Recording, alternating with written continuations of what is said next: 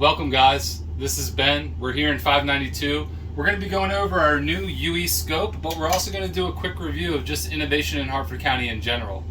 Intubation is a high-risk procedure, low frequency. Here in Hartford County, we don't routinely RSI patients unless it's with MSP or another one of our aviation partners, but we do find ourselves intubating a lot of cardiac arrest and respiratory failure patients.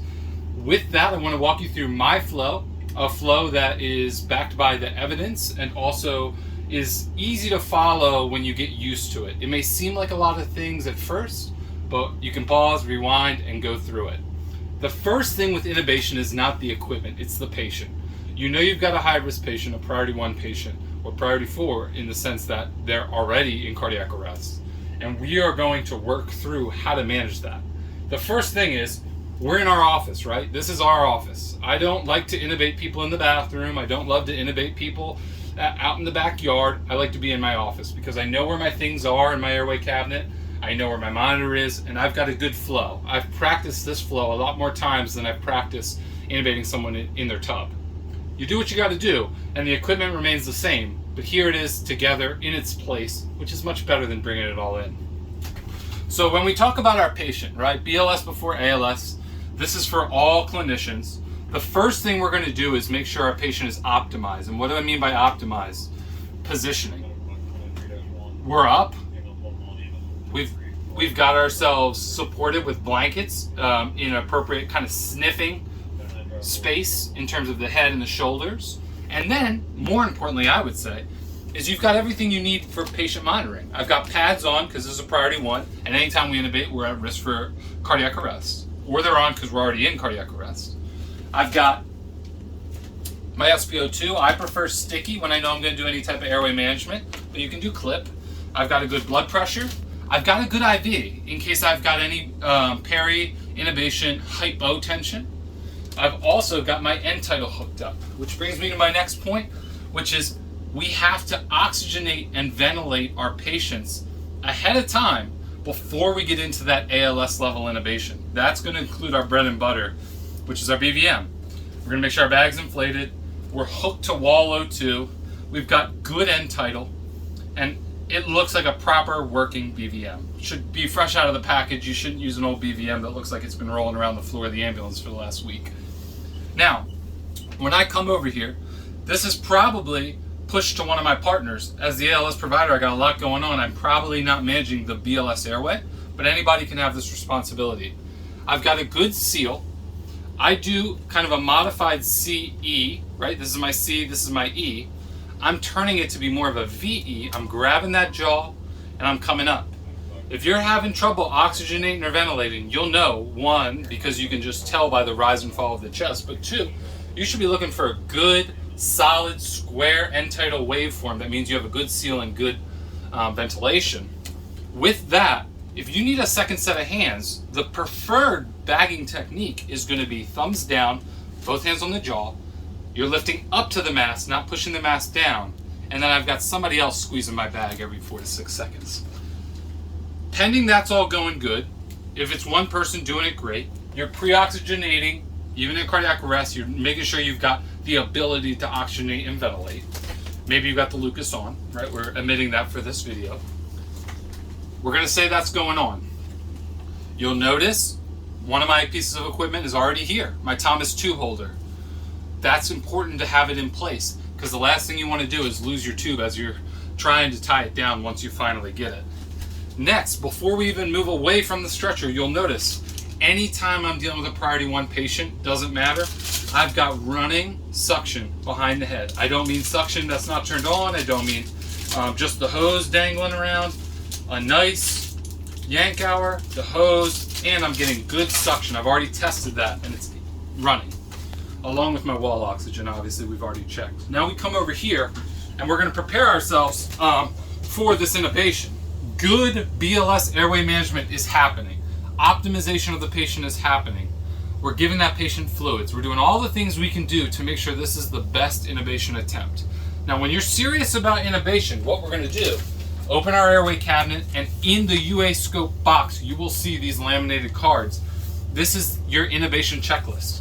Goes through like reliable IV access, optimal positioning, The airway assessment, lemons and bones, we all learned it. Now, with that, this is for you to use every time the same way. You just go down it. It's to cognitively offload you. I find it very helpful, and something that doesn't mean you're stupid or you don't know what you're doing. It just reminds you of all the complex things that go into this complex procedure. So I have this out. I'm looking through it as the ALS clinician, but anybody could read through this or read it aloud to you as you're gathering materials. Remember, in this ambulance and in most, you're going to have an airway cabinet here above the patient. That's where the majority of things are going to come from. If you don't have what you need up there, find it before you get yourself into a situation. Next, up to this point we've been pretty chaotic, but now we're in our office, we've calmed down, we've got control. I'm going to make sure, just checking in with myself, I've got the appropriate PPE. I've got iPro, right, which I might not wear all the time, but I'm going to wear for any type of intubation airway intervention. I've got gloves if I need them, which is every time we intubate. And then I'm going to put a disposable mask on at the very least, ideally be a face shield, but work with what you got. Now for equipment, you'll notice that we've got a spread of equipment, and that's because it's better to be prepared, and that old acronym 2 is 1 and 1 is none.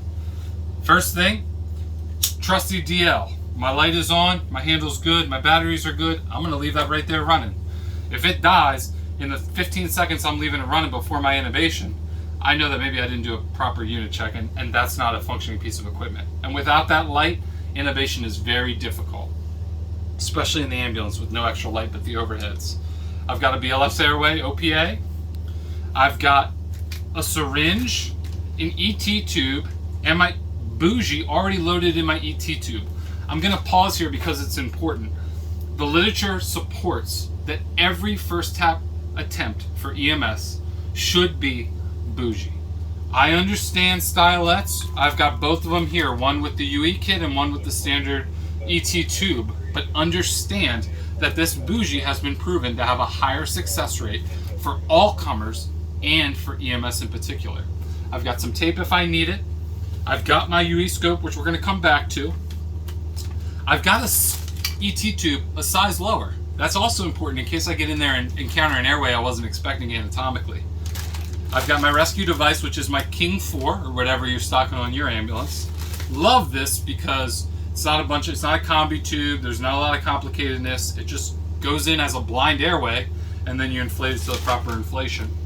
I also have a crite kit. This is optional, obviously, it's way down the airway management, but you're about to take control of this airway, and you want to make sure you have the tools in case things go horribly wrong, especially if this is a traumatic airway.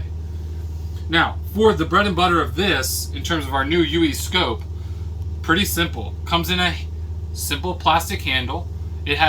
We have size 4 and size 3. It corresponds pretty readily to the max sizes. There's no hyperangulated like you may see with the Glide scope or some other brand scopes. So you're pretty much just judging off length. Most adult patients should be a 4. You'll see there's pins inside, pins in here, they line up. If it doesn't look like it's gonna fit, you just turn it and it snaps in. Now, it should, out of the box, be scope away, screen towards you. But if it's not, you may just have to spin your screen. Now I've got all my equipment. I also have NG tube, that's just a bonus. If you're already in there, you might as well do an NG tube on any intubation, but that's just a side note. You've got your scope. BLS airway management is now going on. I've got all my equipment. I've checked my equipment. It's all ready. I've got everything I need. Patient is optimized. We're going for this attempt. I communicate that with my team. I'm going to come here, press this top button and hold. Screen's going to come on. You can let go. I see battery. I see pretty much a good, decent quality video. Move my hand in front. Yeah, that's a good video.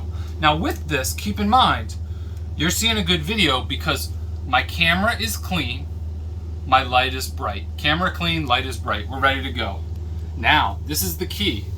You're gonna hold this small black button until you see a camera icon come up with a red dot.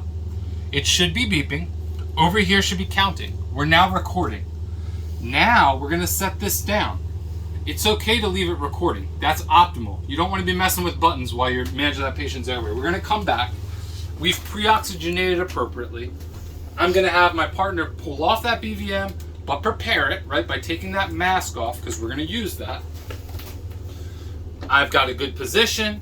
I've got an OPA right here if I need it. And I like to have my partner have my ET tube holding it for me. Notice I put it on a big pad here because it's sterile, but now we're working and I can have my partner hold this. I'm going to come with my left hand, whatever you're comfortable with. I prefer to not DL first. Everybody has preference. The literature, again, is going to say that video scope is a higher rate of success, and we should always be doing that first. So we're going to come. I've got a good video. I can see my patient. I'm going to guide it visually into the oral cavity. And if I need to scissor, I'll scissor. You're moving that tongue out of the way. Now, once you're in, I'm transitioning to my screen. And if you can see that, I've got a good view of my airway right there. I can see the cords. Now, I might need to shift a little bit over, right? All within a reasonable amount of time. And then I've got a very nice view here. See the cords beautifully. I'm going to reach for my tube while holding this steady. Now, if you have any difficulty, the first movement is going to be to think about lifting that chin, lifting your scope up, not back, but up to the sky. Anesthesiologist told me one time to really get a good view on it, especially some hard airways, you really got to try to lift their head off the cot. That's going to help you have proper technique. But I've got a good view. I've got my ET and bougie ready. Okay. Now, this can be handed to my partner. I like to do most of my bougie out of my ET, and I'll twist just for comfort. You can do it however you need to do. You can just do bougie with no ET tube loaded. I'm going to come in. There's no channel in this UE scope. I'm right in that airway. I can see the cords as I pass it with my bougie, right? Now, I've just passed that epiglottic opening. I'm going to lean this to the side because I still wanted to record my passing of this actual ET. I'm going to come up. I'm securing that ET tube. I'm holding this bougie. This is called the railroad technique. Now, because I've sunk this bougie as far as it can, that's the carina, right? I can now just press in my ET tube, and Fred the head will have a proper intubation. 3 times the length of the ET tube is good for the teeth. I make sure I've got that. This is 7, so 23 at the teeth seems a little deep, but reasonable. Come out with my bougie, and we're going to come over with my BVM immediately. BVM goes on. Immediately I give some breaths, and I'm looking for that gold standard, which is ET end tidal waveform. I've got that end tidal waveform. Now I can let go. I can pull my scope out because I've seen it, right? And someone else is holding my BVM, so I don't have to let go technically of the tube because that's the last thing we want to let go of. Notionally, this is still on. We're going to come up with our syringe, inflate our tube, go right to Thomas tube holder, right? Again, our bag is on, our BVM is on, so we're seeing that good end tidal. That's the gold standard. But then that backup standard is, left, right, and then epigastric. And you shouldn't hear anything on that last one. Now you've done it. You've intubated it. Your tube is secure. You're going to go back, make sure all your Velcro is tight. Your tube is clamped but not over clamped, and that your BVM is flowing good oxygen and the patient has a good end tidal.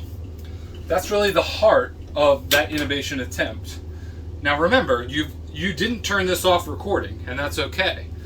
You don't need to worry about that. It's one less thing to worry about. But now that we're all wrapped up, we're going to come in, double tap that black button.